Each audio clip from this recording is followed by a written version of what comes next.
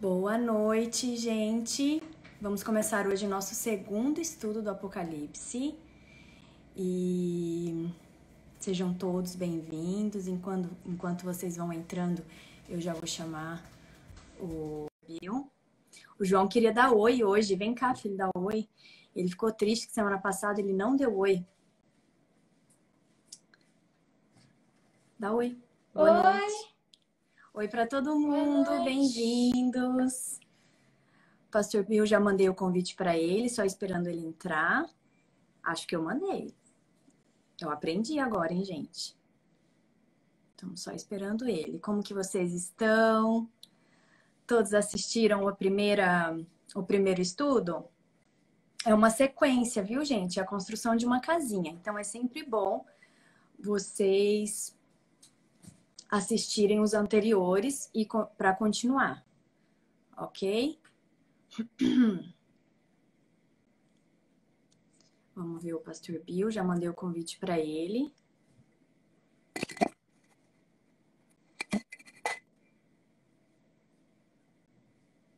Deixa eu ver, ele não tá conseguindo entrar. Deixa eu tentar de novo.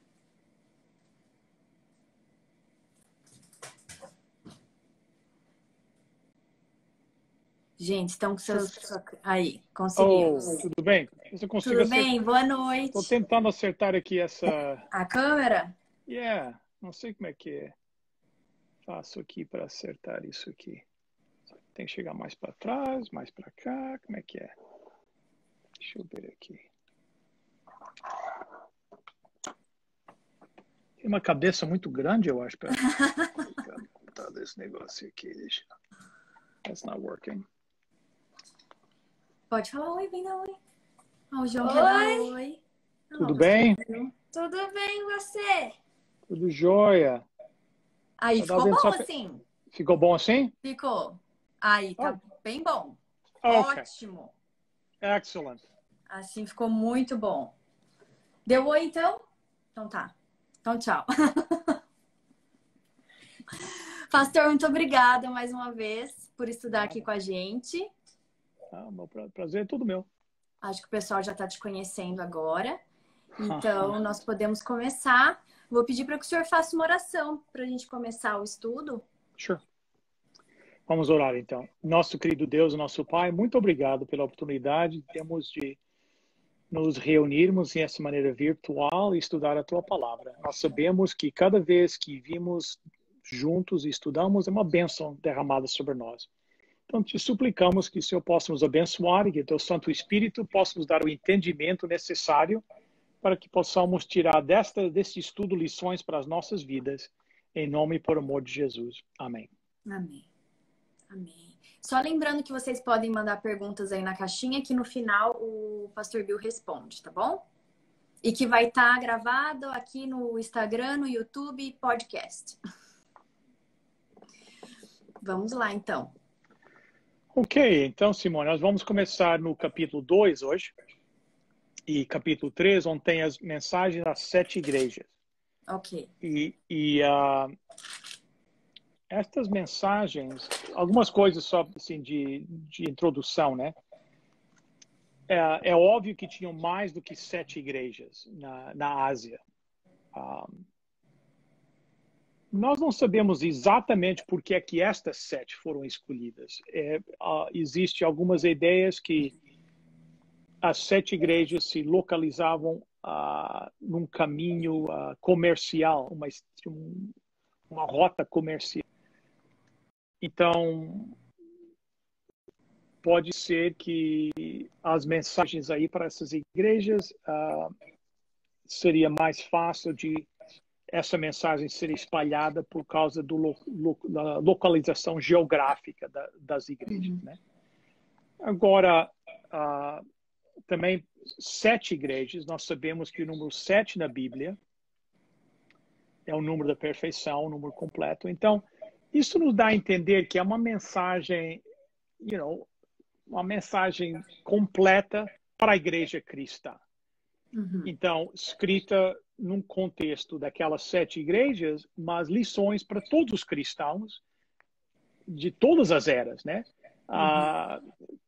porque nas cartas Jesus vai identificar certas falhas, né, que as igrejas têm, e é uma boa advertência para nós na nossa experiência cristã. Então, a primeira das igrejas que é mencionada é no capítulo 2, e quem sabe, você se importa ler Não. os primeiros 7 versículos para nós, então? Posso ler. De 1 a 7. Please. Capítulo 2. Capítulo 2. Yeah. Ao anjo da igreja em Éfeso escreve: Estas coisas diz aquele que conserva na mão direita as 7 estrelas e que anda no meio dos 7 candeeiros de ouro. Conheço as tuas obras, tanto o teu labor como a tua perseverança, e que não podes suportar homens maus, e que puseste à prova os que a si mesmos se declaram apóstolos, e não são, e os achaste mentirosos.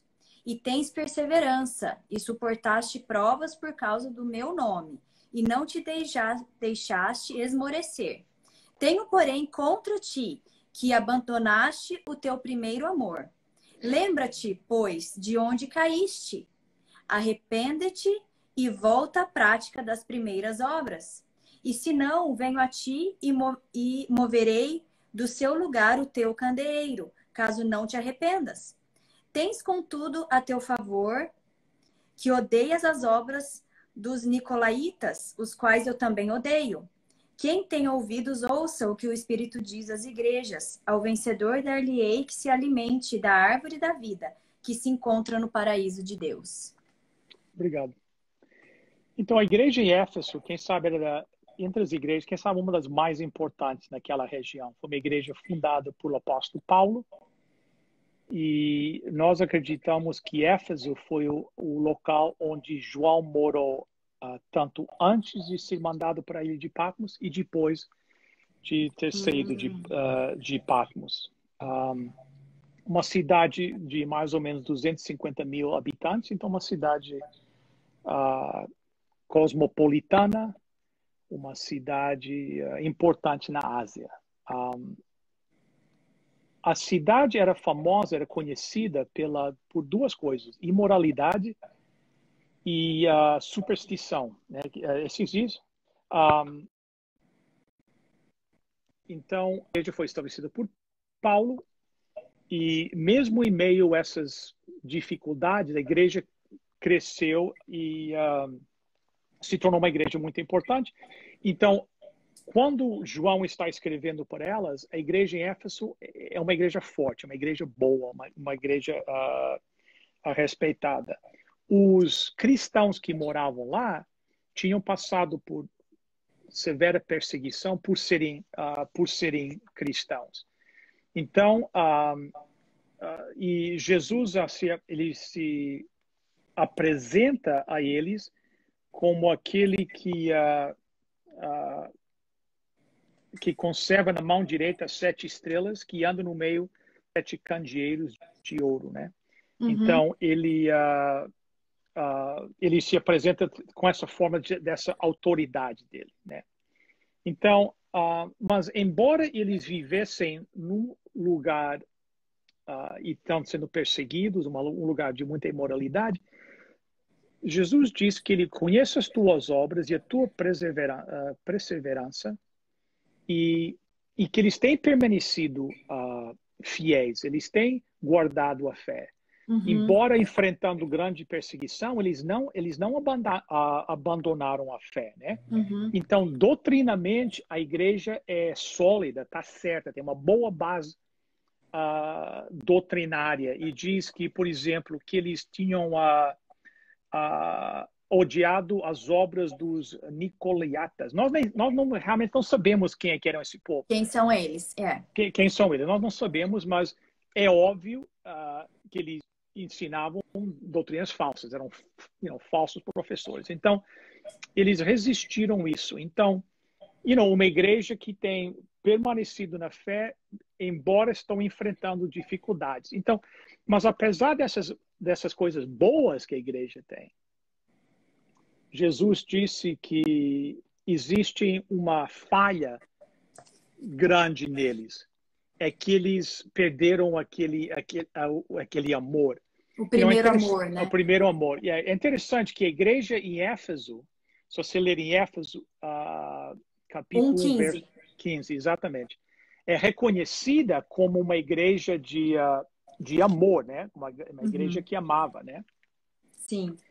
Então, para eles perderem isso, isso é algo, que ia contra quase que a razão pela qual aquela igreja existia, como aquela igreja era conhecida. Então, eles estão colocando ênfase e foco nas coisas certas, doutrinamente eles estão certos, eles não foram corrompidos por nenhuma das influências ao redor deles, mas nisso, em preservar a doutrina, eles têm abandonado e têm enfraquecido o amor um para com o outro. Yes. E na realidade, então o que é que acontece? A tendência de uma religião assim é que se torna legalista, né? Nós dizemos, por exemplo, que os fariseus tinham todas as obras certas, eles faziam tudo certo, só que o espírito que motivava as obras é que era errado. E aqui é parecido que eles se comportam, de maneira assim, doutrinária, sólido, não, mas não tem, não tem o amor. Então, três coisas que Jesus diz para eles. Lembre-se de onde vocês caíram. Vem acreditar aqui. Lembre-se, pois, de onde caíste, né? Isso. Então, te arrependa, né? E volta à prática das primeiras obras. Então, essa palavra aqui onde diz lembra-te, no grego eles dizem que não é que eles esqueceram, como é que eu posso dizer assim? Não é que eles esqueceram o relacionamento que eles tiveram com Jesus. Não é que eles esqueceram, uma amnésia, como é que se diz, né? Agora eu não sei mais. Não é isso. É que eles não permaneceram nesse relacionamento. Você entendeu? Deixaram que... Então, a Jesus dizer assim para eles, te lembra de volta para... Entendeu? É a única maneira que eles vão reconhecer a sua condição espiritual hoje é se lembrar e ver o contraste de onde é que eles estavam. Olha para onde tu estavas e olha para onde estás hoje. Olha como está hoje. Yeah. E vais ver a diferença e vais reconhecer a situação, a tua condição espiritual hoje, né? Então, te arrependa. E na Bíblia, arrepender quer dizer uma mudança de trajetória, de rumo, de caminho. Entendeu? Então, reconhece, olha para trás, vê onde é que vocês estavam e onde é que vocês estão. Se arrependam, que quer dizer mudem de rumo. Porque nos Estados Unidos, eu passei, quando eu era consultor, eu trabalhei muito nos Estados Unidos, no sul dos Estados Unidos. Eles têm um ditado lá em inglês que é assim: if you always do what you have always done, you're always going to get what you've always gotten. Então, se você sempre fizer aquilo que sempre fez, vai receber sempre a mesma coisa. Sempre o mesmo resultado. Não muda. Né? Não foi Einstein que diz que uma das definições da loucura é repetir as mesmas coisas e esperar um resultado diferente. Entendeu? Então, olhem para onde vocês estão. Então, reconheçam sua condição e onde vocês caíram. Tomam um voto de mudar de caminho, mudar de direção e volta a fazer as coisas, né, que vocês faziam antes, né? Em inglês está assim, do the deeds. Aqui está como é que está aqui? Volta à prática das primeiras obras. Volta à prática das primeiras obras. Então, volte a fazer aquilo que vocês faziam antes. Então, esta mensagem, porque isso é algo interessante que começa com esta igreja, e aqui destaca o problema de todos os cristãos, independente da denominação que nós seguimos, é o balanço entre observando as práticas religiosas e o amor. Entendeu? Porque existe a tendência, às vezes, em algumas áreas, dizer assim, as pessoas pensam assim, para seguir para observar as nossas doutrinas religiosas, nós temos que abandonar o amor. E depois, em outros lugares, eles dizem, e as pessoas focam muito no amor, mas se esquecem da doutrina.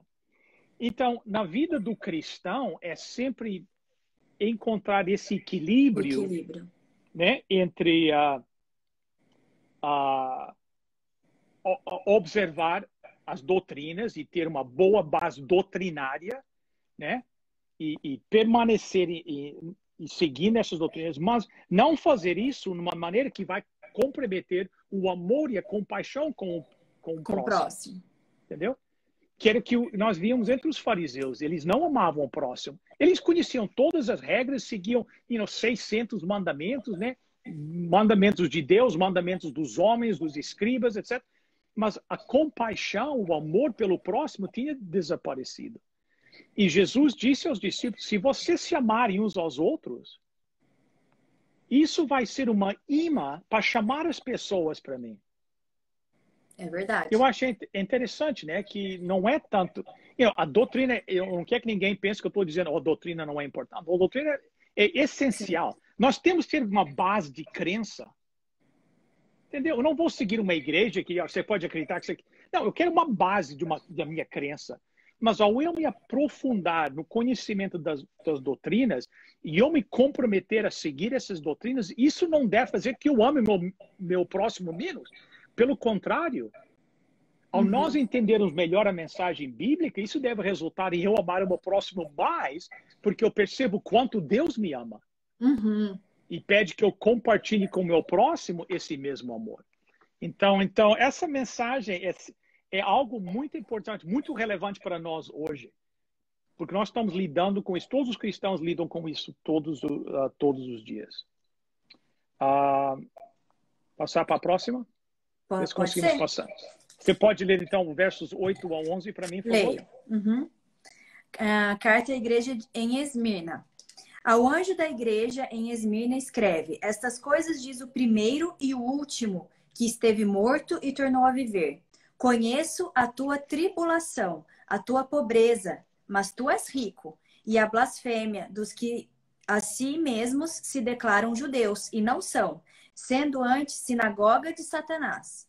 Não temas as coisas que tens de sofrer. Eis que o diabo está para lançar em prisão alguns dentre vós, para ser dispostos à prova. E tereis tribulação de 10 dias. Ser fiel até a morte, e dar-te-ei a coroa da vida. Quem tem ouvidos, ouça o que o Espírito diz às igrejas. O vencedor de nenhum modo sofrerá dano da segunda morte. Muita coisa importante aqui nessa igreja. Yes. Geograficamente falando, essa igreja, Esmirna, esse local, como é que Esmirna, que se diz em português, né? Era conhecida como o porto mais seguro, quem sabe em toda a Ásia, e o porto mais conveniente, assim, mais fácil de os barcos atracarem, não sei como é que se diz. Sim, Então, por causa disso, era um centro de negócio. Então, passava muita mercadoria. Meu telefone está caindo aqui. Passava muita mercadoria por lá. Havia muito comércio. E, como resultado, o pessoal lá ganhava bastante dinheiro. Então, era uma área de muito movimento financeiro. E as pessoas que moravam lá se davam muito bem. Interessante que Jesus se apresenta a eles como aquele que esteve morto e agora se tornou vivo. Os membros da igreja lá em Esmirna estavam passando também por uma tremenda perseguição e muitos deles tinham perdido a sua vida. Então é interessante que Jesus se apresenta como aquele que tem o domínio, a autoridade sobre a morte, entendeu? Eu estive morto e agora vivo. De certa forma, ele está dizendo a eles que eu entendo, porque eu também fui perseguido a ponto de morte. Mas a morte não tem a palavra final. Porque eu é que venci a morte, entendeu? Então, logo na introdução, para dar um estímulo para eles, ele diz logo, conheço a tua tribulação, sua aflição. Em inglês está a sua aflição. Né? É. Então, e aqui a palavra grega quer dizer, eu conheço a pressão que está te esmagando. Entendeu? Essa é a tradução dessa palavra tribulação ou aflição. É um peso que... Sim. Eu conheço o peso que está esmagando vocês. E depois ele diz assim, e a tua pobreza. Então, como resultado da sua fé, embora Esmirna fosse um lugar de muito comércio, o pessoal se dava muito bem financeiramente, os cristãos não, por não participar das atividades pagãs, como resultado da sua lealdade a Jesus Cristo e serem membros de Cristo, eles sofriam financeiramente por isso. Então, é interessante que Jesus diz para eles, eu sei que vocês são pobres, literalmente e não financeiramente, mas veja o que é que ele disse, né? Ele diz, mas são ricos. São ricos, yeah. Yeah. Vocês são pobres financeiramente, mas você, em bens materiais são pobres, mas na graça vocês são ricos. Entendeu? Então, achei interessante. Pois ele fala dessas calúnias, né? A blasfêmia. Então, os judeus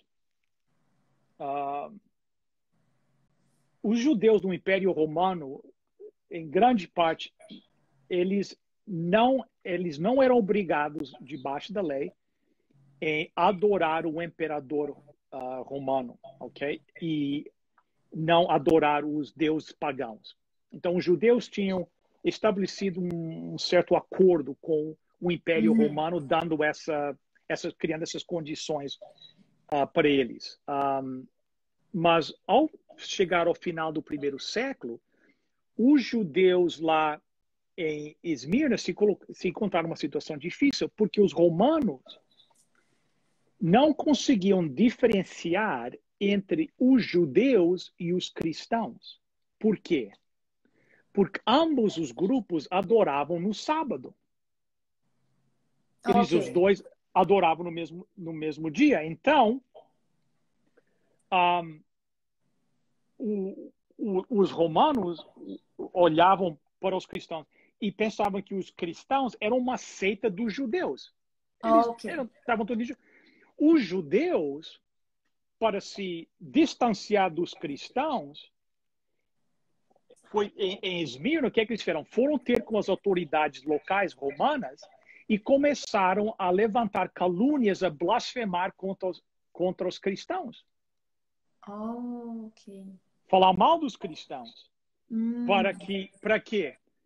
Para que as autoridades romanas começassem a perseguir os cristãos e eles são separados dos cristãos. Entendeu? Então, imagine isso. Então, por eles fazerem isso, imagine, é o povo de Deus, né, fazendo isso, né? Então, veja o que ele diz, que ele diz que por aqueles que se declaram judeus, mas não são, sendo antes, e veja a expressão que ele usa aqui, da sinagoga de Satanás. Entendeu? Porque, eles estão... Esse é um negócio horrível que estão fazendo. Entendeu? Sim. Então, não, isso não é...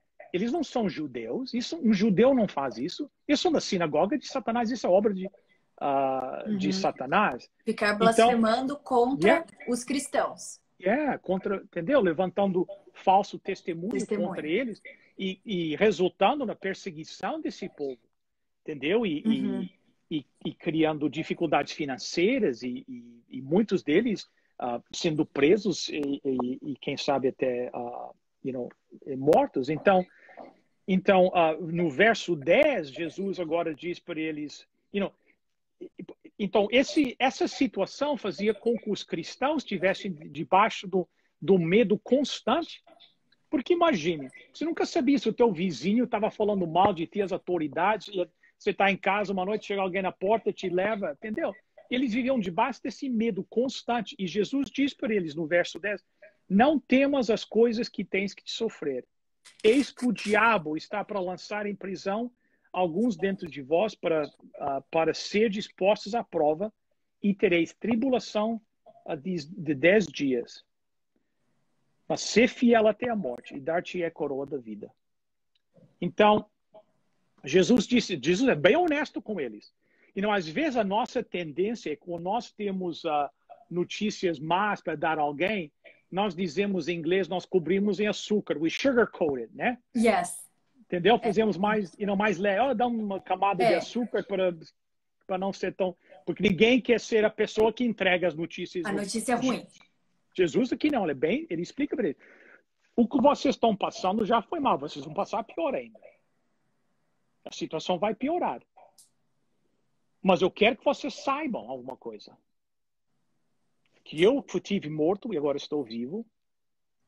E se vocês perseverarem, se vocês permanecerem fiéis, o que ele diz? Dar-te a coroa da vida.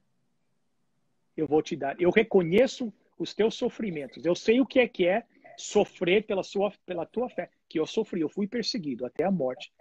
Então, permanece fiel. A situação vai apertar mais, vai ficar pior. Mas permanece fiel que eu te darei a coroa da vida.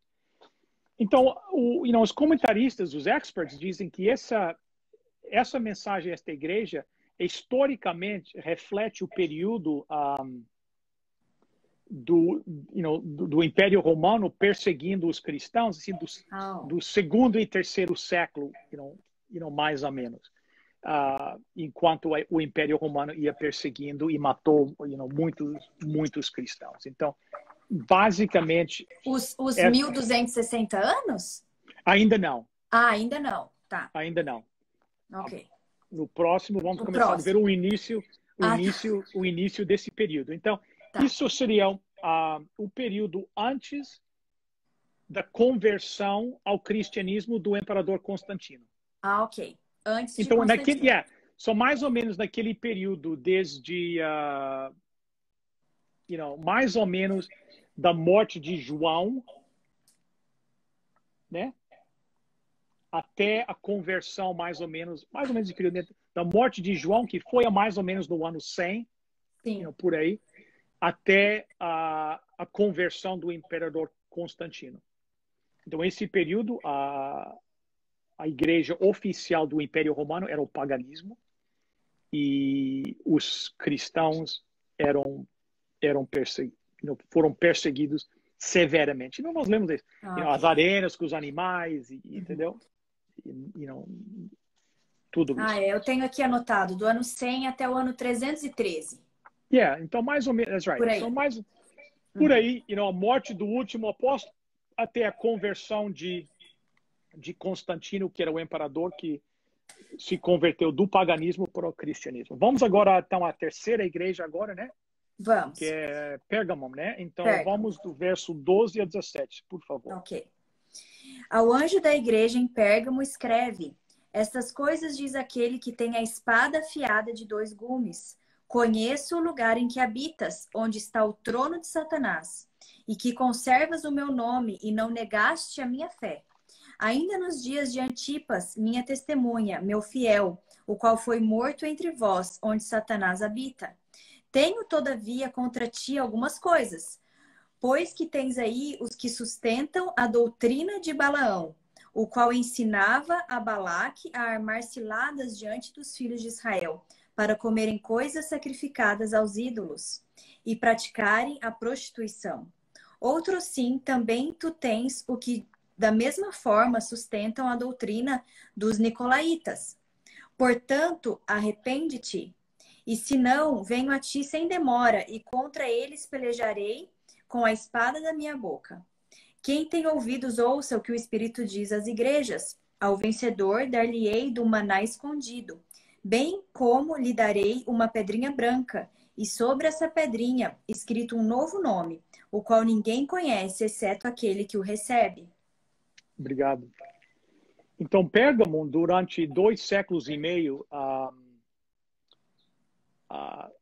se dizia a capital da Ásia, embora Éfeso também tomou esse título também. Então, nós não sabemos exatamente qual é que era, mas era uma cidade politicamente importante, mas intelectual também importante.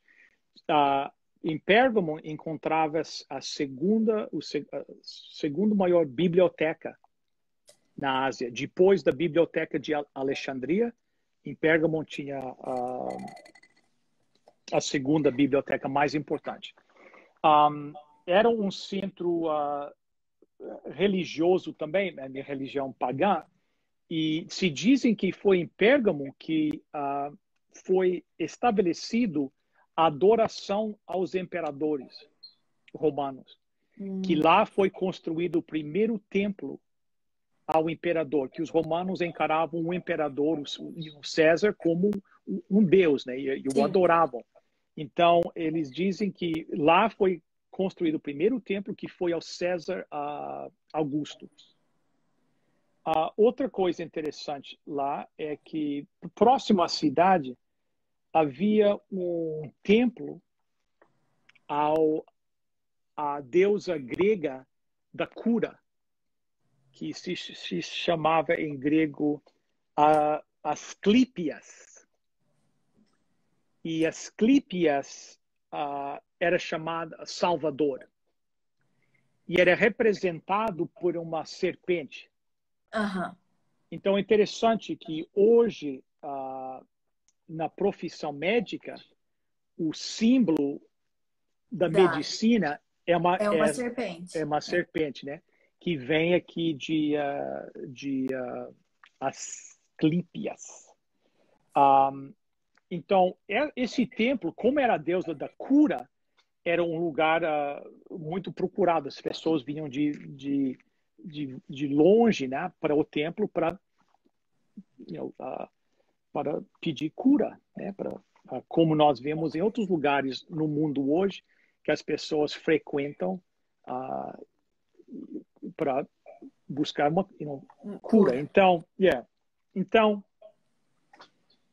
tudo isso, toda essa atividade, principalmente esse templo, criava uma situação difícil para os cristãos lá, porque eles viviam num clima que era hostil contra eles e eles escutavam essas histórias, essas curas milagrosas que essa deusa fez, e fulano de tal veio de tal distância e foi lá ao templo e foi curado, né? Então, é por essa razão que nós acreditamos que Jesus diz ao falar deles, diz que é o lugar, como é que está aqui o do templo, é onde Satanás habita. Sim, onde está o trono de Satanás. Então, a tua tradução está mais correta, que é onde está o trono de Satanás. Então, em outras palavras, eles estavam na linha da frente dos ataques, da decepção de Satanás.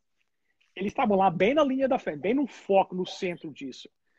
Jesus se apresenta a eles no verso 12, né?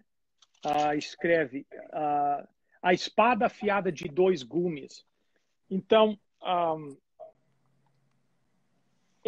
nós acreditamos que ele se expressou dessa maneira com eles, porque no lugar, o governador romano em Pérgamo tinha uma autoridade que eles chamavam de ius gladi, que seria o direito da espada. Em outras palavras, o governador romano desta região tinha o poder de executar as pessoas.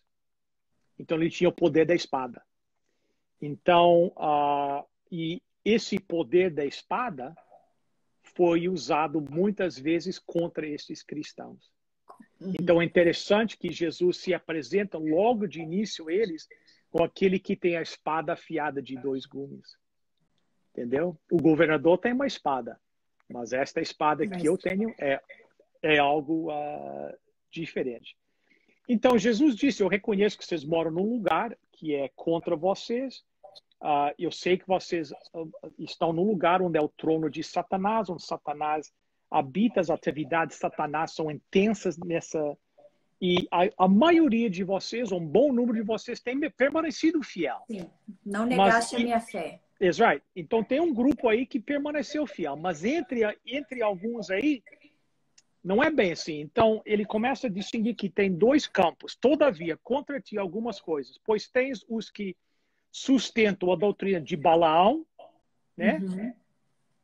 E também tens, no verso 15, também tens os que são da mesma forma, sustentam a doutrina dos nicolaítas, aqueles que os outros tinham resistido, aqui eles tinham aceitado. Então, existem estes dois campos, dois grupos.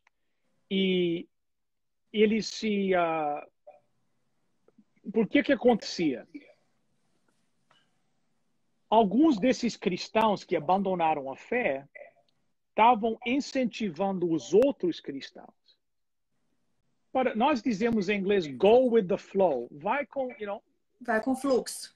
Vai com fluxo. Para que criar perseguição? Para que criar dificuldade para ti? Entendeu? Vai,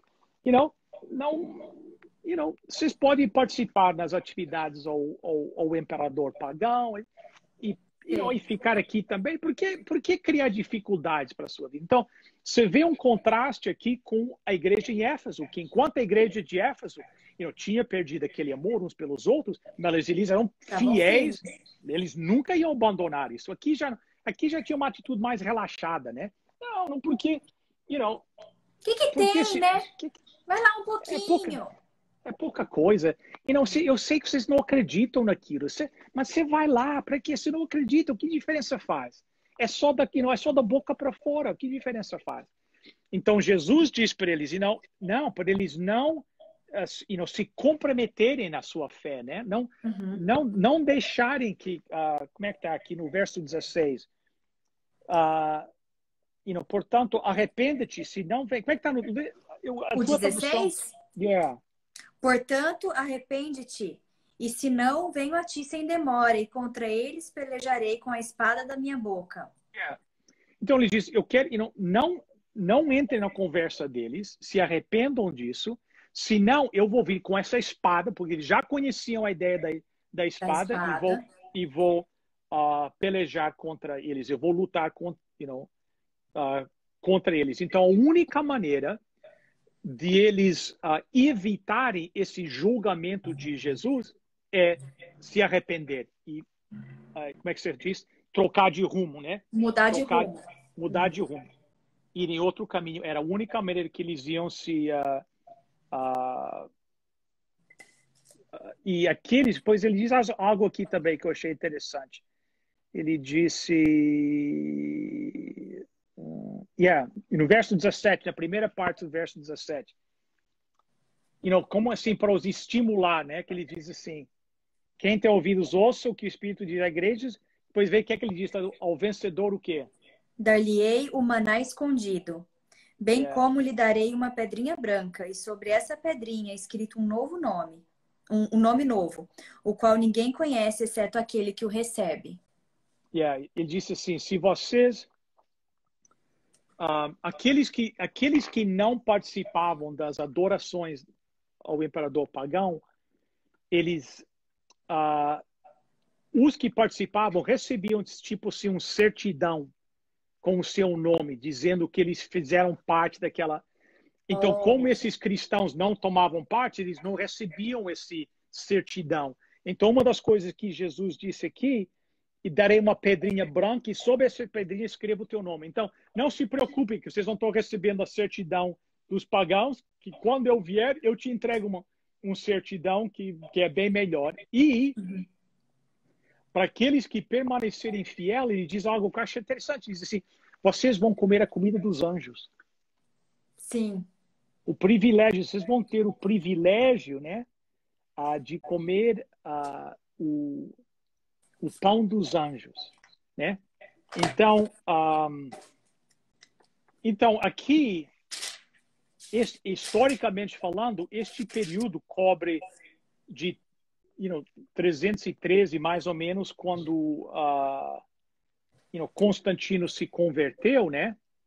E quando houve a conversão de Constantino, imediatamente a religião oficial do Império Romano, que era o paganismo, se tornou o cristianismo.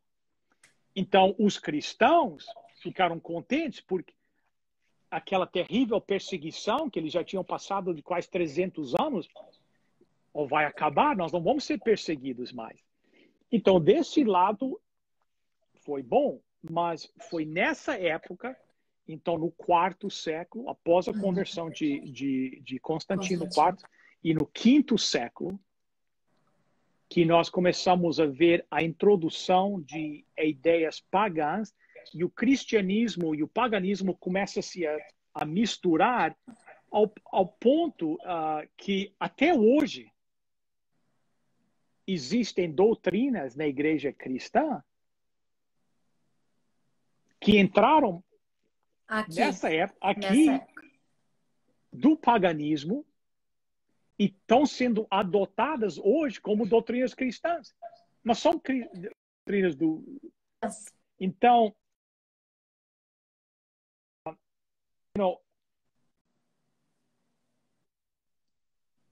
essas ideias aos poucos começaram a entrar para a igreja. Então, essa igreja de Pérgamo é essa luta dos cristãos para não comprometer, eu não sei se essa palavra em português, em inglês é compromise. Comprometer.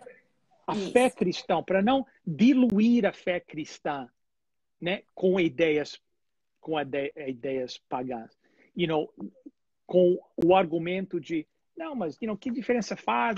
É pouca coisa, uma pequena coisa, isso vai aliviar algum do sofrimento, etc, etc. Mas,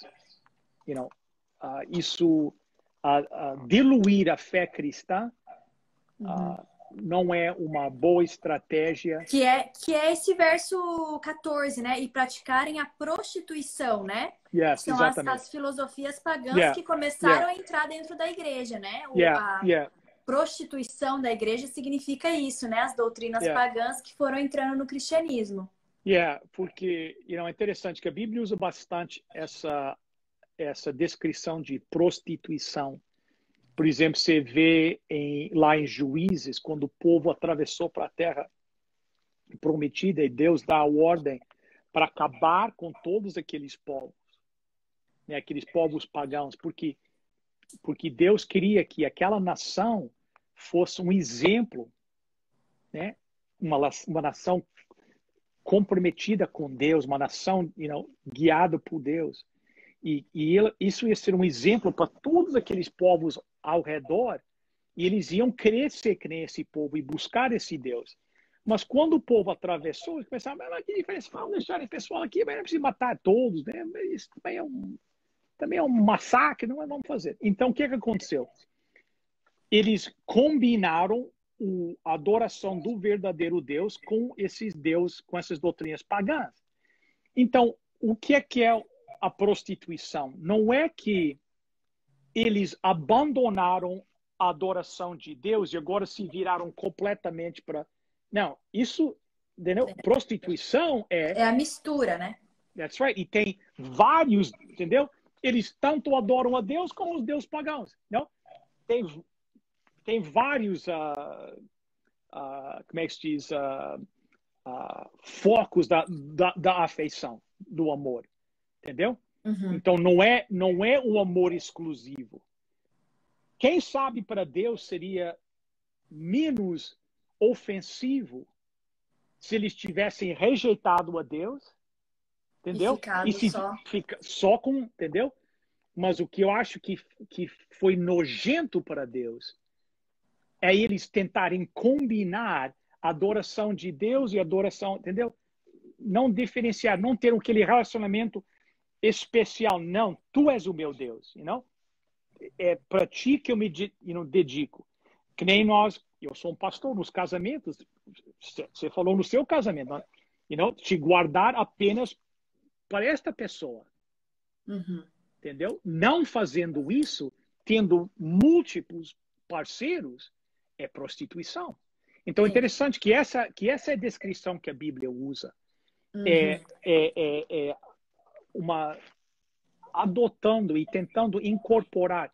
Por isso que Deus diz, eu sou um Deus jealous, como é que se diz em inglês? Ciumento. Ciumento. Deus não tolera. Entendeu? Essa combinação. Entendeu? Então rejeita a Deus. Foi isso que Elias disse, né? Entendeu? Se Baal é Deus, adore a Baal. Se Deus adora, você tem que tomar uma decisão. Você não pode ficar nesse vamos adorar a todos aqui. Entendeu? Essa era a condição aqui da igreja de Pérgamo. E isso começou a aparecer na igreja cristã no 3º e 4º século com a conversão de Constantino. Você quer continuar? Tem uma pergunta aqui. Sure. Deixa eu ver. Mas tendo Deus criado o homem e a terra com tamanha diversidade, não seria insensato buscar uma cultura de adoração única para todo mundo? Não, porque a razão que Deus é digno, é o único que é digno da adoração, é por a razão que ele é o Criador. Entendeu? Então, nenhum outro ser teria a autoridade de me subjugar, de me colocar debaixo do domínio, a não ser o meu Criador. Entendeu?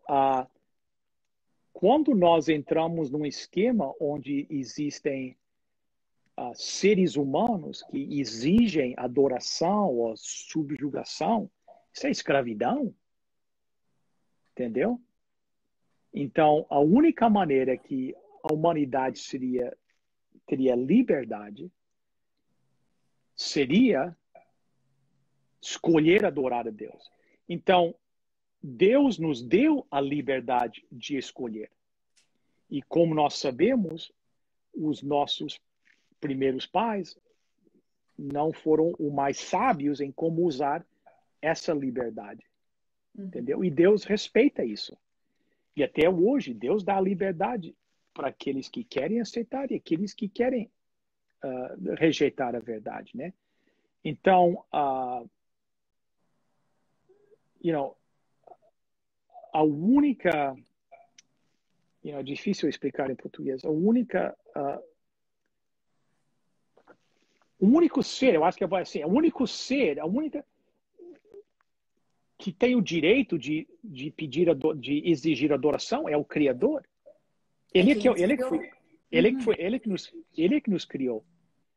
Entendeu? Então é por isso que ele pode. E deveria ser, a adoração a nosso Deus deve vir do nosso amor e a nossa gratidão por ele ter nos criado e ter nos amado desta forma. É esse tipo de adoração que Deus quer. Entendeu? Então, não sei se isso responde a pergunta. Sim. Então, a Bíblia fala de diversidade de línguas, de povos, de nações, né? Tudo isso, todos os seres foram criados. Então, essa diversidade racial, linguística, a Bíblia, isso tudo se encaixa dentro dos ensinamentos bíblicos.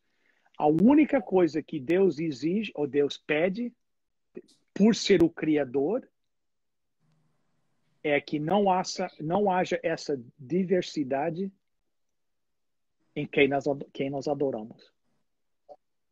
Porque ele é o único que nós vamos estar debaixo dele, mas com toda a confiança, porque todas as decisões que ele toma são em nosso favor, porque ele é um pai. Entendeu? Sim. Eu não teria tanta confiança em me colocar debaixo desse tipo de controle de um ser humano, porque os seres humanos podem ser corruptos, né? E muitas vezes tomam decisões que não são no melhor interesse nosso, mas sim dele. Com Deus nunca há essa preocupação. As decisões que Sim. Deus toma são para que nós tenhamos vida e tenhamos com mais abundância. Foi o que Jesus disse. Uhum. Sempre a nosso favor, né? I don't know if that helps. Sempre a nosso favor. Yeah. Sempre ao nosso favor. Vamos para a próxima? Sure. Tiatira? Você que sabe. Você que manda. Vamos então... esse aqui é um pouquinho mais... Você vamos quer aqui que do leia 18. todo ou só algum verso específico? Lê todo? Vamos ver todo, se se importa. Tá. Vou começar do verso Bom, vamos ver 18. o começo. Ao anjo Vamos começar do verso...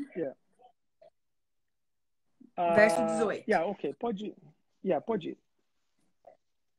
Ao anjo da igreja em Tiatira escreve: Estas coisas diz o Filho de Deus, que tem os olhos como chama de fogo e os pés semelhantes ao bronze polido. Conheço as tuas obras, o teu amor, a tua fé, o teu serviço, a tua perseverança e as tuas últimas obras, mais numerosas do que as primeiras.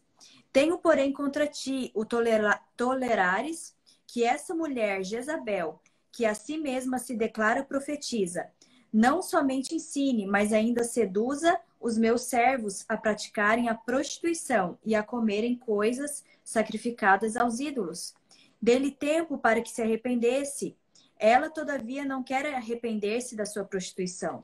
Eis que a prostro de cama, bem como em grande tribulação, os que com ela adulteram, caso não se arrependam das obras que ela incita. Matarei os seus filhos, e todas as igrejas conhecerão que eu sou aquele que sonda mentes e corações, e vos darei a cada um segundo as vossas obras. Digo, todavia, a vós outros, os demais de Tiatira, a tantos quantos não têm essa doutrina e que não conheceram, como eles dizem, as coisas profundas de Satanás. Outra carga não jogarei sobre vós. Tão somente conservai o que tendes, até que eu venha. Ao vencedor que guardar até o fim as minhas obras, eu lhe darei autoridade sobre as nações. E com cetro de ferro as regerá e as reduzirá a pedaços, como se fossem objetos de barro. Assim como também eu recebi de meu Pai, dar-lhe-ei ainda a estrela da manhã. Quem tem ouvidos, ouça o que o Espírito diz às igrejas. Obrigado. Então, aqui... entre todas as cidades, quem sabe a menos importante era essa, Tiatira. Era uma cidade pequena, mas era conhecida pela sua indústria de tecidos, de tecidos, de trabalho em couro, como é que se diz? Pottery, fazer aquele negócio de barro. Sim, argila. Yes, argila.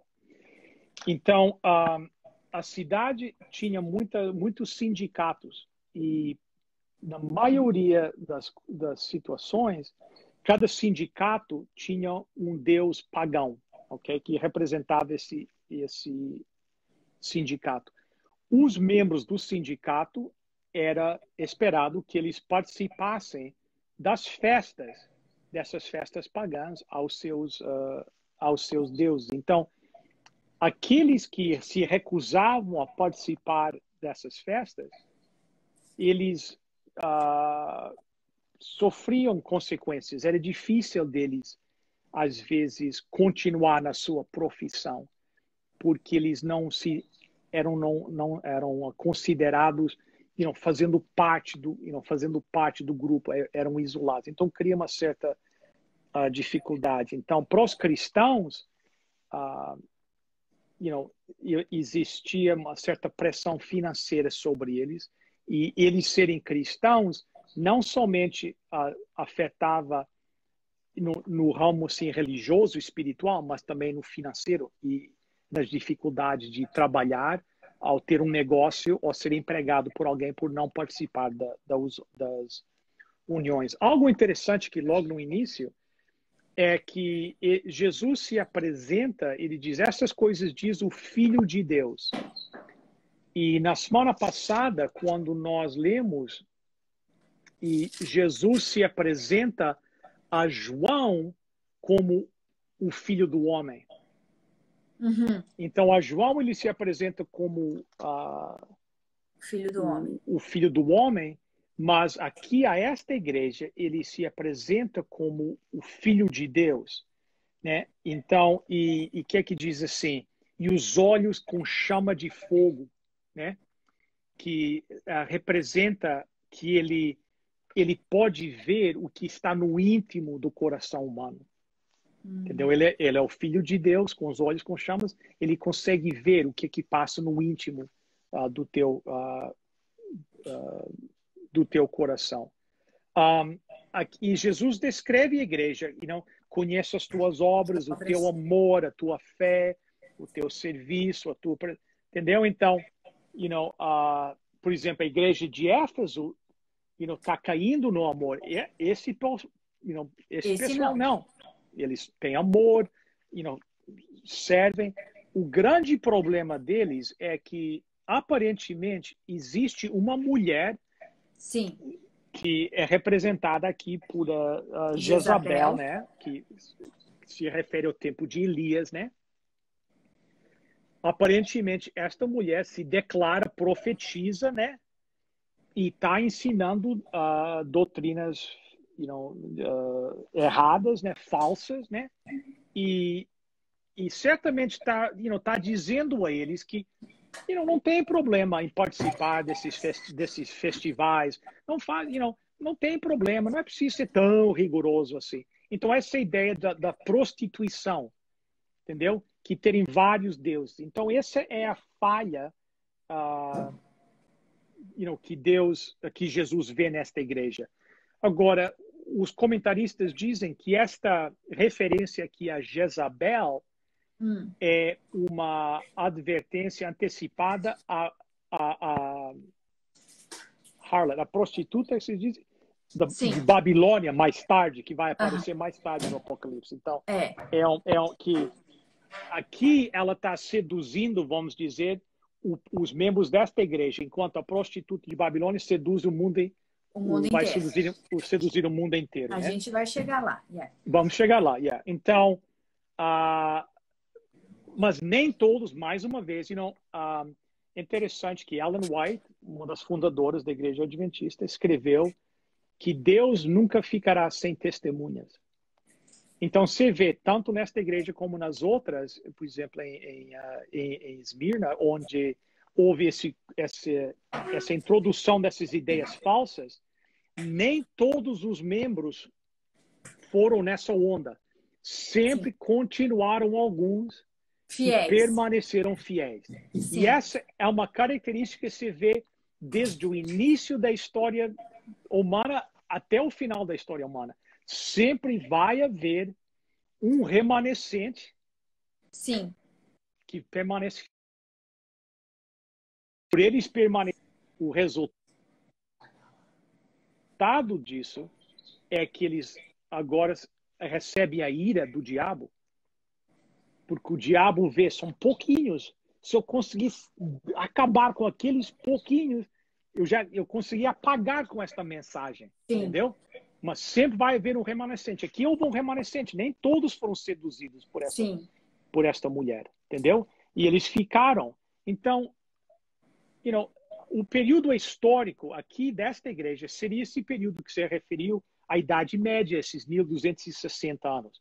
O que é que aconteceu de interessante nesse período de 1260 anos? Que os comentaristas dizem que iniciou em 538, isso. Que seria o início que eles chamam do domínio papal, né? Até 1798. Isso. O que é que aconteceu nesse período? Então, bem rápido, é o seguinte. A tática de Satanás até o ano 538, mais ou menos, tinha sido destruir a igreja pela perseguição. Então, levantou imperadores romanos, como nós já estamos vendo aqui na história de várias dessas igrejas, que perseguiu os cristãos. E o sangue dos cristãos foi derramado.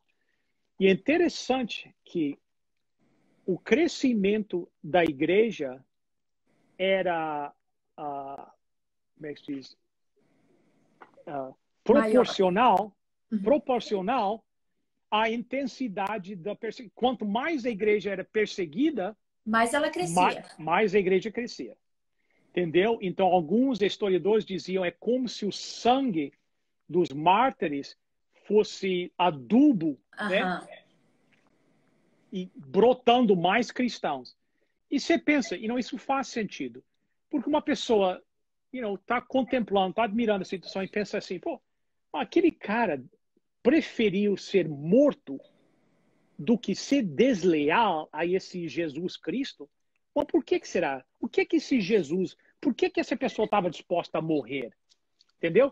Isso criou com pessoas que começassem a examinar e nós sabemos que houve um tremendo crescimento da igreja cristã no período da perseguição. Sim. Então o diabo percebeu, a minha estratégia não está funcionando. Então o que é que ele começou a fazer? Com a entrada de Constantino, começaram a entrar essas ideias pagãs, né? E durante esse período de 538 a 1798, o diabo trocou de estratégia. Ele disse assim, não, eu não vou atacar, tentar destruir a igreja por fora. Eu vou destruir por dentro. E como é que ele vai destruir por dentro? Eu vou diluir a verdade bíblica. E eu vou começar a introduzir dogmas humanas, ensinamentos humanos, ideias pagãs. Algumas já tinham entrado com Constantino, entendeu? E ao mesmo tempo que nós estamos diluindo a verdade e jogando em cima ideias humanas, nós vamos proibir o estudo da verdade. Então as pessoas não vão ter a Bíblia para ir lá examinar. Não tinham acesso à Bíblia. A comparar. Não, peraí, isso não está na Bíblia. Entendeu? Porque a Bíblia foi tirada. Em muitos casos foi proibido. Nós sabemos que pessoas que nem os valdenses, por exemplo, foram perseguidos como animais. Por quê? Qual foi esse crime horrível deles? Sabe o que eles faziam? Eles copiavam a Bíblia à mão, trechos da Bíblia à mão. E espalhavam esses trechos. Iam para uma cidade, eles faziam com que os seus jovens se matriculassem nas grandes universidades. E lá na universidade começavam a conhecer algumas pessoas e viam algumas pessoas que se simpatizavam com a doutrina cristã verdadeira. E apresentavam eles trechos da Bíblia que tinham sido copiados à mão. E quando esses valdenses eram descobertos, eles eram torturados e mortos, porque era proibido espalhar a Bíblia. Entendeu? Então, isso que aconteceu, isso que estava acontecendo aqui. Essa ideia que de dentro, alguém que se chamava um líder religioso aqui, Jezabel, se dizia um religioso, alguém que as pessoas tinham confiança, porque você nunca vai olhar para um líder religioso para trair a tua fé. Sim. O ataque da igreja vem por fora, não de não dentro. Não de dentro. Entendeu? Mas o diabo levantou em seus meios pessoas, líderes religiosos, que começaram a corromper a fé, diluir a fé, a proibir o estudo da palavra. E nós sabemos que durante aquela época, tudo foi, como é que se diz? Tudo foi,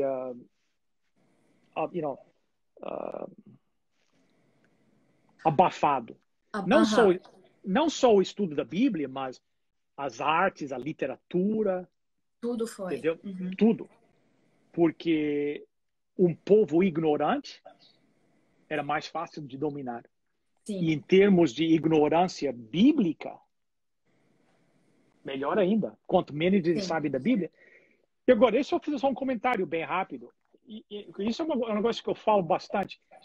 Essa falta de conhecimento bíblico, como é que vocês dizem? Analfabeto, né? Analfabetismo bíblico que existe hoje é um problema enorme para os cristãos. Para o povo que adotou o princípio da reforma, só a escritura, a Bíblia e só a Bíblia, é impressionante. Existem muitos estudos feitos recentes, sim, dentro dos últimos 20 anos, 15 anos, do analfabetismo bíblico, que a maioria dos cristãos hoje não conhecem a Bíblia. E como resultado, existem doutrinas que permanecem na igreja hoje, na igreja cristã, que nem são cristãs, são doutrinas pagãs. Sim. E nós vamos falar, quem sabe, um dia sobre algumas dessas ideias e mostrar o contraste, contraste bíblico. Mas, então, aqui vem um apelo, aqui no meio do nosso negócio, para nós nos aprofundarmos no estudo da Bíblia. Entendeu? Eu me lembro, quando nós começamos, eu era um jovem, ainda sou mais ou menos jovem, mas já fui. Eu era jovem e os meus pais decidiram, minha mãe mais do que meu pai, mas que nós precisávamos de uma formação religiosa, ok? Eu fui criado numa casa católica, a grande maioria da minha família são católicos, são pessoas boas, eu conheço muitos católicos, são pessoas muito boas. Eu conheço alguns padres que são homens de Deus, que se entregaram por completo àquela obra, entendeu? E nós fomos, mas para nós, nós tínhamos muitas perguntas que não estavam sendo respondidas nesse contexto. Então começamos a procurar. E uma das primeiras igrejas que nós fomos foi uma igreja pentecostal, um pastor, um homem de Deus. Então, certo dia, nós sentamos com esse pastor canadense, né? Falava inglês, pentecostal, e perguntamos, dissemos para ele, nós estamos procurando uma religião, então, porque você não nos pode ajudar e minimizar o nosso tempo de procura e nos dizer qual é que é a igreja verdadeira? E nos encaminha para a igreja. Nós gostávamos do homem, confiávamos nele, nos encaminha, nos diz qual é que é a igreja verdadeira e nós já não é preciso perder tempo procurando, aí nos diz e nós vamos para lá. E sabe o que esse pastor pentecostal, homem de Deus, sabe o que esse pastor pentecostal disse? Ele disse, pegue uma Bíblia, leia a Bíblia, obedeça a Bíblia, que essa aqui é a melhor religião, é a religião verdadeira. Uau. Ele não disse para nós, minha religião. Ele disse, não, pega uma Bíblia, estuda a Bíblia, faz o que a Bíblia manda, porque essa aqui é a religião verdadeira. Então, imagine, então ele nos falou, isso nos chocou, porque nós tínhamos a certeza que ele ia dizer, então vem para a minha igreja. Ele não disse isso. Isso para mim foi o sinal do homem de Deus. Sim. Um homem inspirado por Deus. Por que aconteceu depois?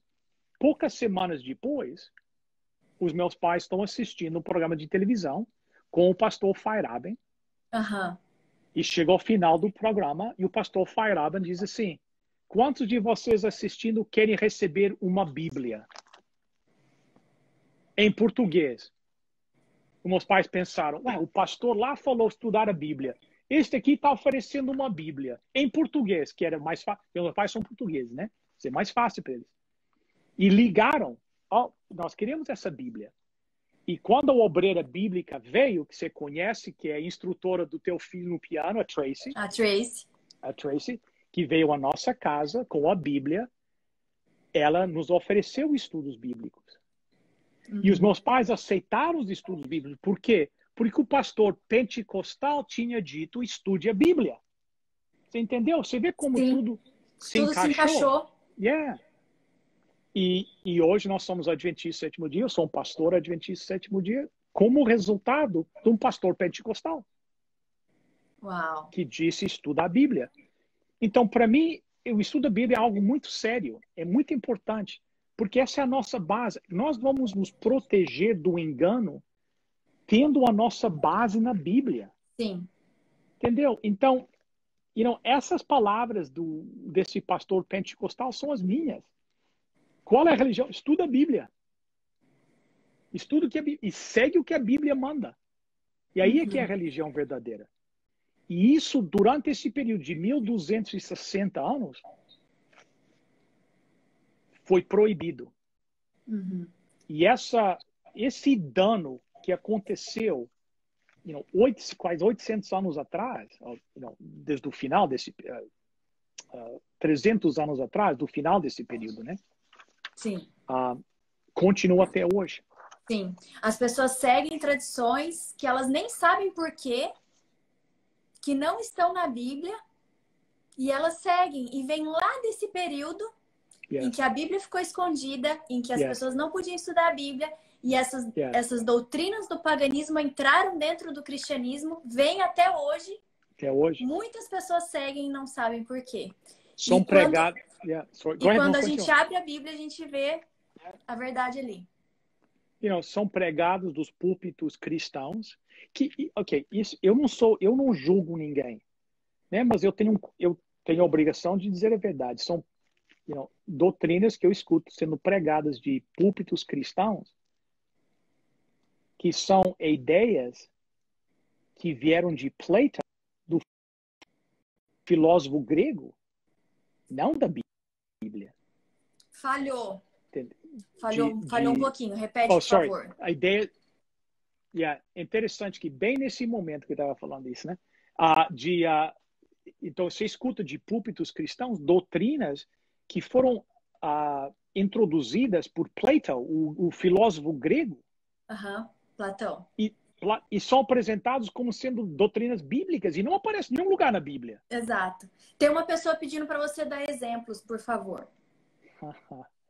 Por exemplo, Plato ensinava uma das coisas que Plato é famoso por ter é a ideia de nós vemos em inglês de o dualismo grego.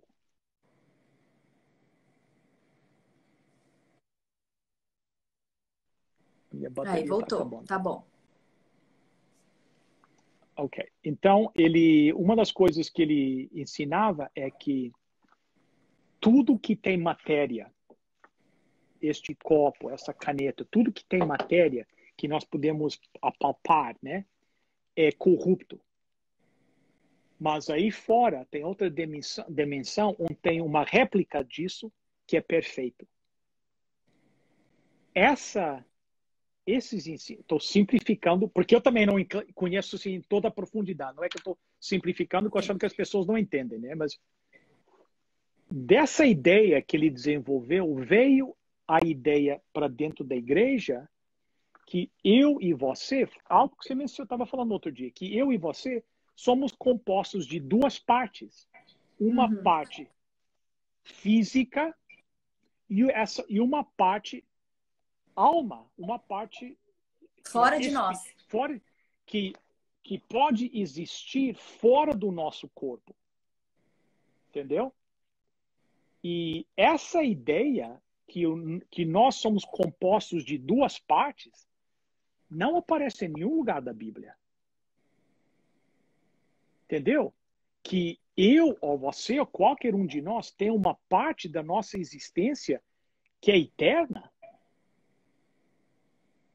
Não, a eternidade, a Bíblia diz que existe um que é eterno, só Deus é que é eterno. Nem eu, nem você temos nenhum elemento eterno em nós. Não. Então, e nós podemos entrar outro dia em mais profundidade, mas isso é uma das ideias, uma das doutrinas mais pregadas hoje, que você vê, a igreja, a United Church of Canada, nós chamamos a Igreja Unida do Canadá, que é tipo uma igreja, a igreja presbiteriana, mais ou menos, canadense. Eu não saberia dizer, talvez, Em 1956, eles pediram a alguns teólogos da igreja deles para estudarem a Bíblia e comparar os ensinamentos bíblicos com os ensinamentos da igreja. E uma das áreas que eles entraram em choque foi nessa área dessa ideia da alma imortal. E quando nós falamos isso, vou mostrar esse estudo que foi feito em 1956 pela igreja, a United Church of Canada, onde eles foram extremamente honestos e fiéis à Bíblia, e a conclusão que eles viram, de onde que vem essa doutrina que é propagada hoje na igreja cristã sobre corpo e alma. Eles são bem claros em dizer, não é que isso veio, não sou eu. Eles estudaram, muito, muito interessante, mas o tempo está nos passando. Tem mais alguma coisa para falar sobre Tiatira? Não, vamos continuar para Sardes. Vamos para Sardes. Então vamos começar no capítulo 3, né? Isso. Ao anjo da igreja em Sardes escreve: Estas coisas diz aquele que tem os 7 Espíritos de Deus e as 7 estrelas. Conheço as tuas obras, que tens nome de que vives e estás morto. Sê vigilante e consolida o resto que estava para morrer, porque não tenho achado íntegras as tuas obras na presença do meu Deus. Lembra-te, pois, do que tens recebido e ouvido, guarda-o e arrepende-te. Porquanto, se não vigiares, virei como ladrão, e não conhecerás de modo algum em que hora virei contra ti. Tens, contudo, em Sardes, umas poucas pessoas que não contaminaram as suas vestiduras, e andarão de branco junto comigo, pois são dignas. O vencedor será assim vestido de vestiduras brancas, e de modo nenhum apagarei o seu nome do livro da vida. Pelo contrário, confessarei o seu nome diante de meu Pai e diante dos seus anjos. Quem tem ouvidos, ouça o que o Espírito diz às igrejas. Sardes, a cidade era localizada num monte, numa montanha, bem íngreme. E então a cidade era difícil acessar a cidade. Então era difícil de os inimigos atacarem a cidade por causa do seu local, né, da sua localização. O problema é que eles se sentiram tão confiantes no local da cidade que eles tinham uma certa arrogância e não protegiam a cidade. Porque quem vai conseguir subir até aqui? E na história, 2 vezes a cidade foi conquistada. E 2 vezes os soldados chegaram lá e perceberam que ninguém estava guardando os portões, porque eles achavam que ninguém ia conseguir subir lá. Então, o perigo da arrogância, né? Jesus se apresenta a eles como o que tem 7 Espíritos de Deus e 7 estrelas. Ele vai dar uma censura bem dura para eles agora. Então ele diz na plenitude do Espírito de Deus, né? E vem para reavivar esta igreja morta.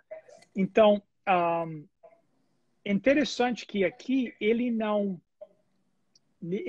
traz nenhum elogios à igreja. Ele não diz nada que eles fazem bem. Sim. É só censura. Só não tem nenhum elogio para essa igreja. Não. E ele diz que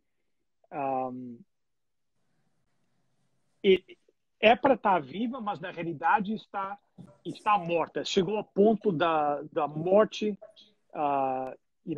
espiritual, e que ela não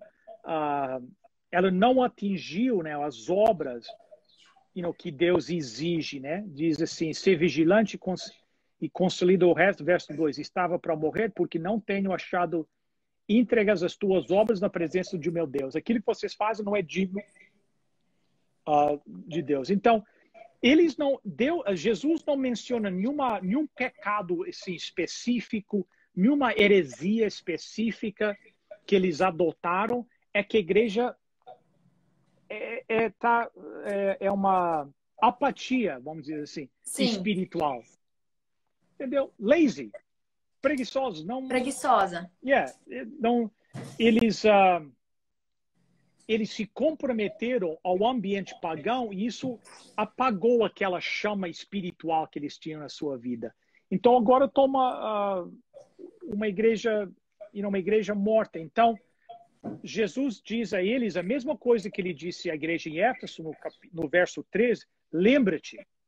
Essa ideia de volta e lembra, né? Como vocês receberam a mensagem. Lembram como vocês aceitaram a mensagem, né? E apliquem isso na sua vida. Se recordem de tudo quanto vocês ouviram, tudo que vocês receberam, mas não é o suficiente só lembrar, vocês têm que aplicar isso na sua vida presente. E ele diz, se vocês não fizerem isso, se vocês não acordarem da sua letargia, apatia, né? Apatia. Eu virei e o que é que eu vou fazer? O que é que ele diz? Sem vocês esperarem, né? Sim. Como um ladrão. Como ladrão, né? E vou executar o meu julgamento, né? Mas mais uma vez aqui nós percebemos que nem todos estavam nessa condição. Sim. Que havia um remanescente ou alguns que tinham... Sim, verso 4. That's right. E eles dizem aqui que eles não contaminaram as suas vestiduras brancas, né? Essas, no livro do Apocalipse, aqueles vestidos de branco sempre significa aqueles que têm permanecido fiéis a Jesus Cristo. Uhum. Então, isso é o símbolo, né? Desse. Então, o que período isso representa? Isso representa um período, assim, historicamente, depois da reforma. Da reforma cristã. Protestante. Yes. 1517. Houve um certo ânimo, um certo entusiasmo com a reforma, mas e houve um período lá que novas igrejas foram estabelecidas, mas com a morte dos reformadores, aquele ânimo começou a desaparecer. E nós sabemos que, ao chegar ao final desse período, começou a entrar no lugar das doutrinas bíblicas o pensamento, o racionalismo, o secularismo, entendeu? As ideias intelectuais, Sim. O raciocínio humano, entendeu? Tomou uma posição elevada no lugar da Bíblia. Então, a igreja, durante esse período que parecia estar viva, quando você começa a arriscar, você vê que aquilo é apenas uma camada que por trás estava realmente numa condição morta espiritual. Eu estou avançando um pouquinho rápido, porque o meu telefone está acabando a bateria, então conseguimos chegar ao final. Então, vamos a Filadélfia. Yes. Ao anjo da igreja em Filadélfia escreve: estas coisas diz o santo, o verdadeiro, aquele que tem a chave de Davi, que abre e ninguém fechará, e que fecha e ninguém abrirá. Conheço as tuas obras, eis que tenho posto diante de ti uma porta aberta, a qual ninguém pode fechar. Que tens pouca força, entretanto guardaste a minha palavra e não negaste o meu nome. Eis, farei que alguns dos que são da sinagoga de Satanás, desses que a si mesmos se declaram judeus e não são, mas mentem, eis que os farei vir e prostrar-se aos teus pés e conhecer que eu te amei, porque guardaste a minha palavra, a palavra da minha perseverança. Também eu te guardarei na hora da provação que há de vir sobre o mundo inteiro, para experimentar os que habitam sobre a terra. Venho sem demora. Conserva o que tens, para que ninguém tome a tua coroa. Ao vencedor faloei coluna no santuário do meu Deus, e daí jamais sairá. E gravarei também sobre ele o nome do meu Deus, o nome da cidade do meu Deus, a nova Jerusalém, que desce do céu, vinda da parte do meu Deus, e o meu novo nome. Quem tem ouvidos, ouça o que o Espírito diz às igrejas. Então, a igreja em Filadélfia, entre as 7, era a igreja mais nova, mais recente. Jesus se apresenta, diz o santo, o verdadeiro, e que tem a chave de Davi. Então, essa introdução representa que ele é o Deus do Antigo Testamento e a chave significa autoridade. Então, sou o Deus que venho com toda a autoridade e tenho acesso ao céu. E todo o poder do céu está em meu... Eu tenho acesso porque eu é que tenho a chave. Então, é por isso que eu posso fazer essas promessas a vocês. porque eu que tenho a chave, eu que tenho o controle sobre todas as posses do céu. Então, aqui, em contraste com os Sardes, onde eles não recebem nenhum elogio, aqui a igreja não recebe nenhuma reprovação. Uhum. Entendeu? Ele diz no verso 8, né? Na segunda parte lá do verso 8, guardaste a minha palavra, né? E não negaste o meu nome, né? Sim. Então, eles também estão sofrendo por oposição criada pelos judeus, como já temos mencionado. Sim. E eles também estão sendo sujeitos às influências pagãs. Então, eles não são uma igreja muito forte. Entendeu? Mas embora sendo uma igreja fraca, ele diz no verso 10, porque guardaste a palavra da minha perseverança, também eu te guardarei na hora da provação que há de vir sobre o mundo inteiro para experimentar os que habitam sobre a terra. Essa expressão, que habitam sobre a terra, é uma referência às pessoas que rejeitam a verdade bíblica. Entendeu? Então, cada vez que você vê no livro do Apocalipse aqueles que habitam na terra, é uma referência àqueles que não aceitaram a Jesus. Então, são aqueles que estão envolvidos nas 7 últimas pragas, entendeu? Que não estão sendo protegidas porque não receberam o selo do povo de Deus. Então, essa é uma referência a esse povo, né? Então, Jesus vai abrir uma porta. Embora você seja uma igreja fraca, eu vou abrir uma porta que ninguém pode, né? Que ninguém pode não fechar. Eu vou criar oportunidades para vocês. E todos os poderes do inferno não vão conseguir combater. Então, mas vocês têm que preservar essa fé e têm que permanecer fiéis. Então, o período histórico que é representado aqui pela igreja de Filadélfia é a situação da igreja no 18º e 19º século, quando houve um grande reavivamento do protestantismo. Temos muitos movimentos criados, sociedades bíblicas ao redor do mundo. Houve um interesse nos estudos, por exemplo, das profecias de Daniel. Houve a palavra de Deus foi espalhada bastante. Houve um grande interesse e houve um grande avanço na obra de Deus. Então, esse período histórico é representado pela igreja de Filadélfia. Então, é esse período ali. Yes.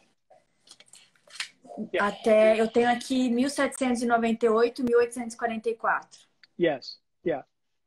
Que lá na frente vamos falar um pouquinho mais sobre 1844, mas isso é uma data marcante da profecia bíblica, né? É o final de um período muito importante. A gente vai ver mais para frente. Yes. A última carta somos nós, a igreja hoje, né? Hoje. Essa é uma mensagem para nós hoje. Carta à igreja de Laodiceia. Ao anjo da igreja em Laodiceia escreve: estas coisas diz o Amém, a testemunha fiel e verdadeira, o princípio da criação de Deus. Conheço as tuas obras, que nem és frio nem quente. Quem deras fosses frio ou quente. Assim, porque és morno e nem és quente nem frio, estou a ponto de vomitar-te da minha boca. Pois dizes, estou rico e abastado e não preciso de coisa alguma, e nem sabes que tu é infeliz, sim, miserável, pobre, cego e nu.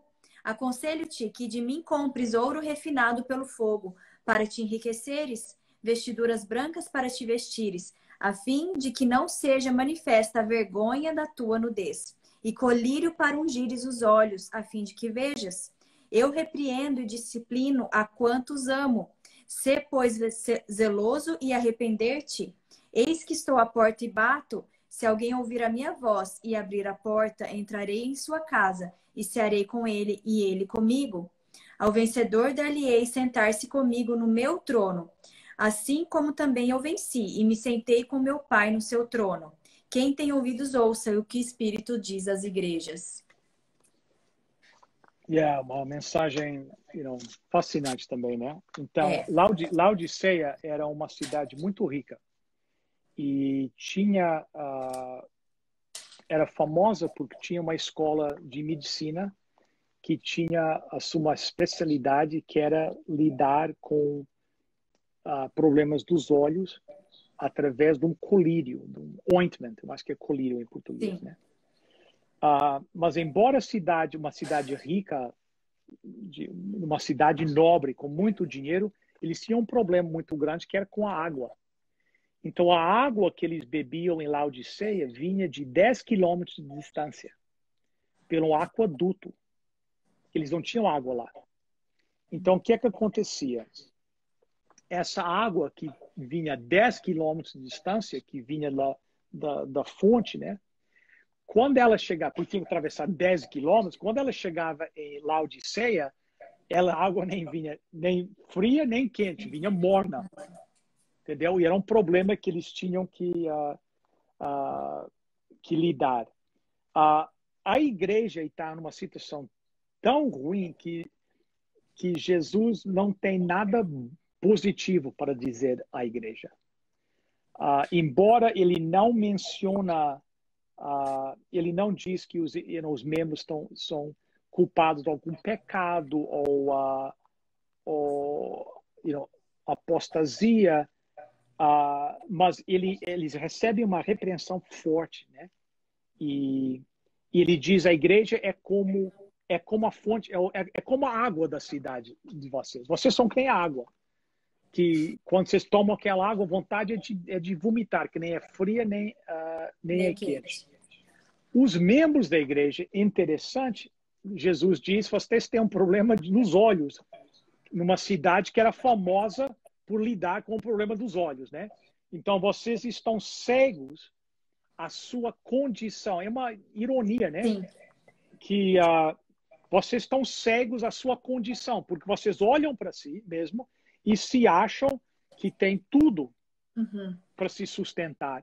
E vocês não enxergam que são pobres, nus, são miseráveis e cegos. Então, ele diz aqui, então, é interessante que Jesus diz, em verso 18, aconselho-te que de mim compres. Interessante que ele não diz assim, que vocês recebam de mim. Ele não está oferecendo essas coisas de graça. Ele diz, vocês têm que comprar isso de mim. Aconselho que vocês comprem de mim. Que quer dizer, que significa que eles vão ter que abandonar alguma coisa, vai haver uma troca. Para receber de Jesus, eles vão ter que entregar alguma coisa de troca. Não é ficar aqui de braço cruzado e vocês vão receber. Vai haver uma troca. Vocês vão comprar de mim. O que é que vocês vão comprar? Ouro refinado pelo fogo, né? Vestiduras brancas, que nós já falamos que as vestiduras brancas é aquela característica que representa aqueles que são fiéis a Deus. Sim. Right? E o colírio para ungir os olhos, a fim de que vejas, né? Então, vocês têm que, comprem de mim, vocês têm que ser provados no fogo, né? Porque como é que é o ouro refinado? O ouro é refinado nas chamas, no fogo. Então, ele diz assim, vocês têm que receber uma fé provada, testada no fogo. Vocês têm que receber essas vestiduras brancas que representam a salvação, a lealdade de mim, e vocês têm que receber esse colírio que é a influência do Espírito Santo para que vocês possam entender a situação de vocês. Porque vocês não estão entendendo a sua própria condição. Sim. Vocês olham para o lado e pensam que estão ricos, mas eles são miseráveis. Então, vocês precisam ser provados na fé, precisam de a salvação, as vestiduras brancas e o colírio, a influência do Espírito Santo, que só o Espírito Santo é que vai tirar essa, como é que se diz? Cegueira. Essa cegueira que vocês têm. entendeu? Para vocês entenderem, a sua real situação, né? Situação. E vocês apenas vão receber isso se vocês não podem ficar nessa apatia, vocês têm que entregar, vocês têm que entregar, vocês têm que se comprometer. É por isso que vai haver essa troca. Interessante. Apenas duas, embora ele recebe uma reprovação dura, a igreja de Laodiceia e eu acho que Filadélfia que Jesus diz que os ama. Ele não diz isso às outras igrejas. Né? As outras igrejas. Então, embora ele está repreendendo eles, ele não desistiu deles ainda. Ele está fazendo tudo para quebrar essa condição de autossuficiência que eles sentem que eles têm e se verem dependentes de o seu Salvador. Então, o único remédio para a igreja é uma verdadeira entrega, uma verdadeira, como é que se diz? Repentance, arrependimento, né? Começar de novo. Então, aí Jesus apela, uma das cenas mais lindas das Bíblias, nós já vimos o quadro, né? Agora, interessante, veja uma coisa aqui, que até este ponto aqui, a repreensão de Jesus, admonition, como é que é? Admonição? Admonição, é isso? Uma palavra em português? Admonition, assim, a crítica de Jesus, entendeu? Repreensão. A repreensão tem sido para a igreja inteira. Sim. Para a igreja inteira. Mas agora você vai ver que ele muda o foco, né? E agora ele vai se apresentar a cada membro individualmente. Veja o que ele diz. Eis que estou à porta e bato. E se alguém ouvir a minha voz, né? E abrir a porta, entrarei em casa e cearei com ele e ele comigo. Então, a repreensão é para a igreja toda, mas agora vem o apelo de Jesus para cada indivíduo. Porque é uma decisão que tem que ser feita individualmente. Não é uma decisão do corpo inteiro da igreja. É cada um de nós tem que fazer essa decisão. Essa decisão. E se nós fizermos isso, ele entrará e jantará conosco. E como vocês, na tua cultura brasileira, que é praticamente a nossa cultura portuguesa, né? E na cultura do Oriente Médio, ter uma alimentação, jantar juntos, comer juntos, é algo muito íntimo. Entendeu? Por exemplo, na nossa cultura, né, que você sabe, quando alguém nos trai, nós dizemos assim, pô, mas ele sentou.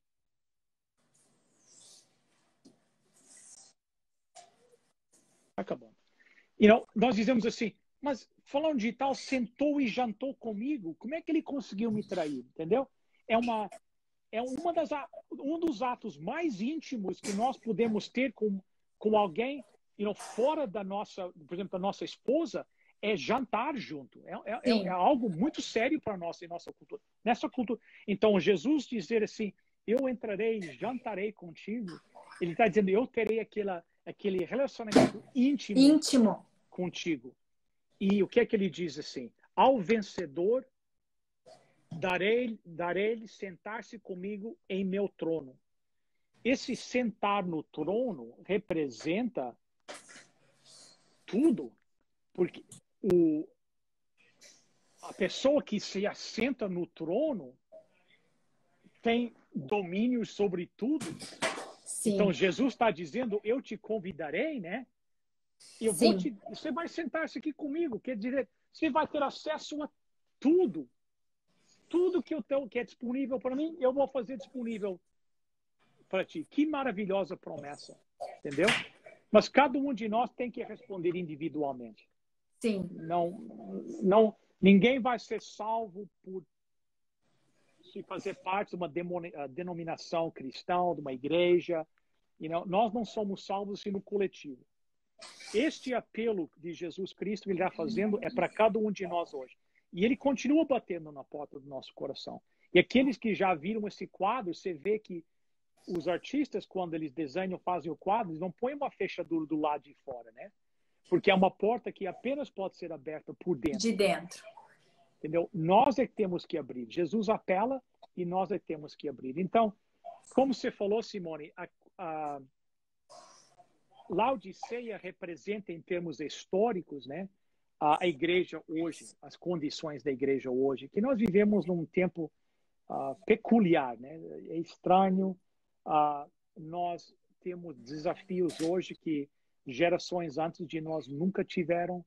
Nós estamos em meio a uma pandemia agora, que há um ano atrás, se eu tivesse falado para você que isso acontecesse, você ia me achar louco, né? E a igreja, infelizmente, hoje, se sente autossuficiente. Nós dizemos em inglês, we rest on our laurels. Nós descansamos sobre as nossas vitórias, as nossas conquistas. Entendeu? E, olhamos para Jesus como um paraquedas espiritual. É bom ter um paraquedas, né? Você está num avião, é bom ter um paraquedas. Sim. Mas você ora para nunca ter que usá-lo, né? E às vezes nós somos assim na nossa condição espiritual. Nós sabemos, Jesus está lá, mas Deus, eu nunca vou ter que usá-lo, porque eu nunca vou entrar numa situação de aflição. O pastor Feyerabend dizia, num navio que está afundando é difícil encontrar um ateu. Entendeu? Verdade. Interessante, eu viajava muito antes da pandemia, pregava em vários lugares do mundo, né? Entrava no avião, às vezes, pessoas estavam ao meu lado e começavam a falar, e é inevitável, a pessoa pergunta, então, o que é que você faz? Aí eu dizia, eu sou um pastor. Aí você via muitas vezes no rosto deles, boi, agora estou com um pastor ao meu lado aqui, né? Aí eles já punham os fones e já não queriam conversar muito. Aí o avião começava a balançar na turbulência, né? Aí eles olhavam para o pastor e estavam contentes que tinha o pastor ao lado deles, né? Para orar por eles, né? Mas isso é a nossa vida espiritual, infelizmente, né? Somos autossuficientes, não consigo, eu tomo as decisões, eu não coloco as minhas decisões diante de Deus e peço conselho a Deus, que é a direção de Deus, a vontade de Deus. Eu tomo as minhas decisões, eu sou capaz. E depois acaba numa desgraça e depois vimos correndo para Deus para nos ajudar, entendeu? E essa é a condição da igreja de Laodiceia. Então, o meu apelo para cada um de nós é que não deixe que as influências deste mundo abaguem a batida de Jesus.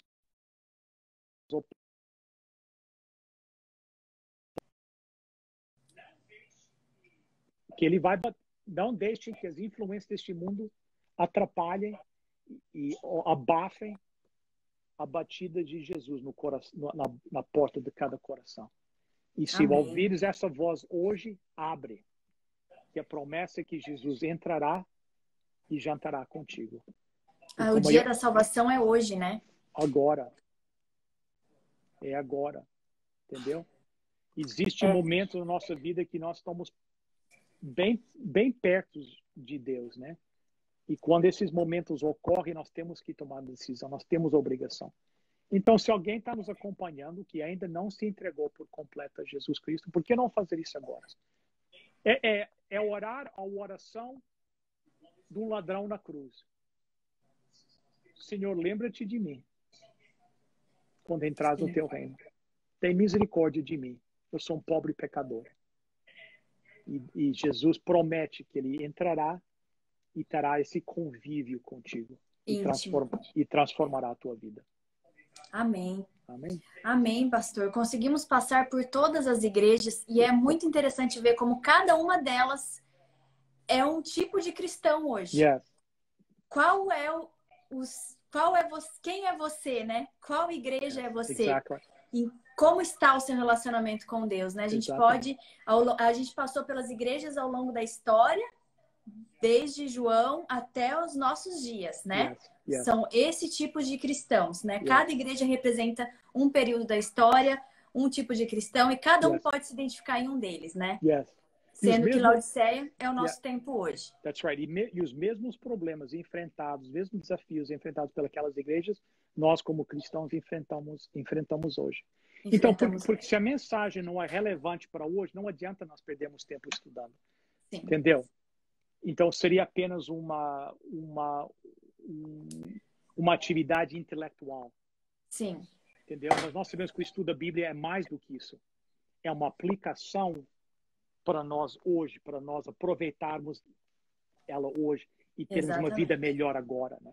Uhum. Arrepende-te, perseverança, são palavras que apareceram muito, né?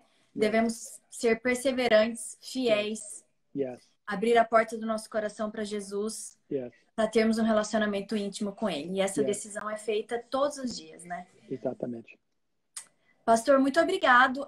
Não tem perguntas, tem apenas uma pessoa falando aqui sobre aquela questão da alma, que ela sempre acreditou nisso mesmo, que tinha uma alma, e como é bom conhecer as verdades da Bíblia e aprender o correto, né? A gente vai falar mais disso, né? Nós vamos ter um estudo, no decorrer dos estudos. Só sobre isso. A gente vai fazer um estudo só sobre esse tema um dia, o que acontece depois da morte, né? Então, a gente vai estudar sobre isso no futuro. Pastor, ora para nós, então, para a gente encerrar. É uma alegria. Por favor. Obrigado. Nosso querido Deus e nosso Pai, muito obrigado por esses momentos preciosos que passamos na Tua presença, junto com tantas pessoas aqui através desses meios virtuais.